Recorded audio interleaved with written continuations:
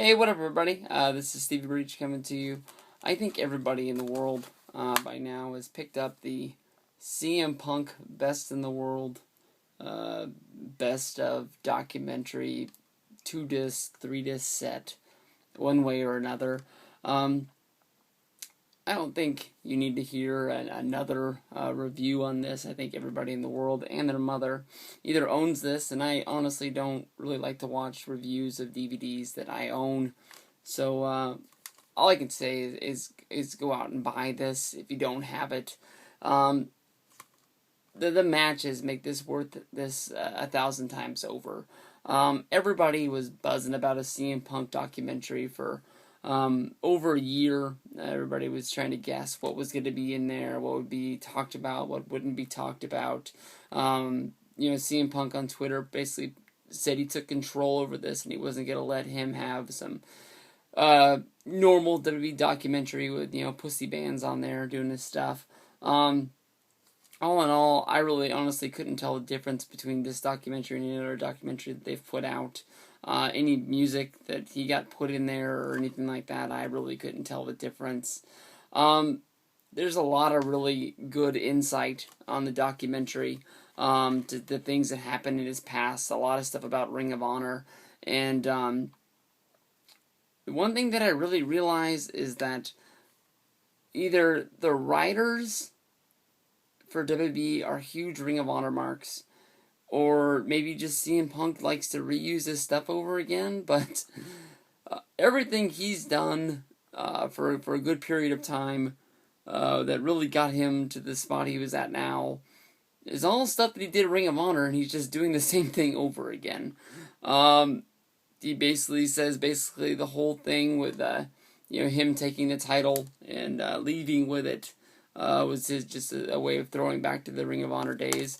Basically, because of that, I went out and I picked up the Summer of Punk DVD from Ring of Honor. This is a 2-disc set. I think this has been out for maybe, if not close to a year. I wanted to buy this WrestleMania weekend when I was at the Ring of Honor show. They didn't have a deal on the DVDs, so I kept on waiting for a deal to come up, but I bought this off my buddy Nightmare88 off of YouTube, otherwise known as Phil, or Assault and Battery 777's One Night Stand in Miami for WrestleMania. But this right here is something that's really, really talked about.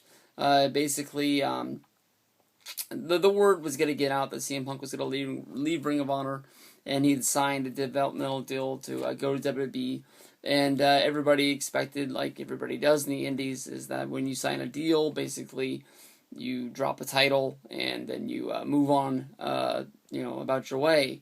And CM Punk said that wasn't the way he wanted to go out. He wanted to help Ring of Honor get to the best spot they could get in, and basically he showed up and everybody cheered the hell out of him. He won, which surprised the hell out of everybody, and then he slapped everybody in the face and turned heel, and had a good run with the title where everybody kept thinking every show he was at was going to be his last show. Nobody thought that he was going to be at the next one.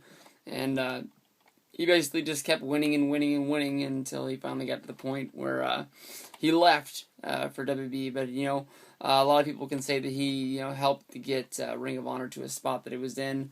I was one of those people when he debuted on ECW. I had heard of his name, but never seen one of his matches, just mainly from trading DVDs and stuff like that. It's just sort of like, I'd always hear about him in Ring of Honor, but never really gave him a chance. But that's good stuff. I'll definitely check that out. Thanks, Phil. But back to this.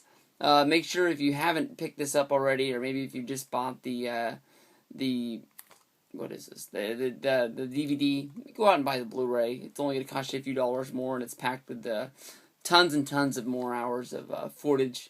Basically, the extras, which fill up the second disc of the Blu-ray. Everything in the special features on there for you. There's a ton of shit. Plus, you get the extra match of Punk vs. Mysterio. Me and my buddies on Skype. I think everybody knows who everybody is in there. Part of the clique. We all watched this in a matter of 2 days. I didn't join for the second night. I apologize. But I had other plans. But tons and tons of good stuff. Highlights of that for me is I think everybody's talked about the 10 minutes WrestleMania Day for CM Punk. You can see him do this, that, and the other on there. Going through his Mania Day, and you see him mark out for his own pyro when he finds out he's gonna get it.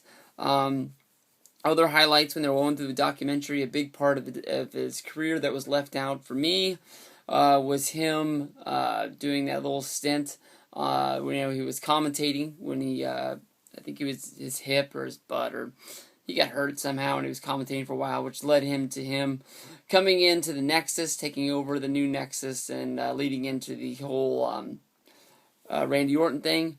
At WrestleMania 27, basically what we find out from there when you're watching the special features is he hated it, and that was one of the worst points he was in his career, where he hated it. Basically, they told him he was going to work with John Cena on TV until he got to WrestleMania. He was just his on-screen opponent or something like that, they called him, and he took huge offense to that. And you also sort of learned that they were really trying to sign him, but also, if you remember, before Money in the Bank, he went on that long losing streak on pay-per-views. That was mostly because that was WWE's way of trying to sign him, and if he wasn't going to sign, they weren't going to, push him and make him look good, even though every time he went out there, it's hard to make CM Punk look bad, when he's wrestling against, top stars that they're trying to help enhance by, beating CM Punk on TV. Now, the new Nexus stuff, that was some of my favorite stuff. And for him to say that was the worst part of his career, that would suck. It reminded me a lot of when Luke Cage met Roddy Piper for the first time, and he was talking to him about WrestleMania 3 and, boxing Mr. T. And Roddy Piper looks at that as one of his low lifes in his career. And I don't know if I'll ever have the chance to meet CM Punk again, but if I did, I'm not going to talk to him about that anymore, but that was fun stuff. Like I said, this is well worth the $20 if that's what it cost you or anything like that.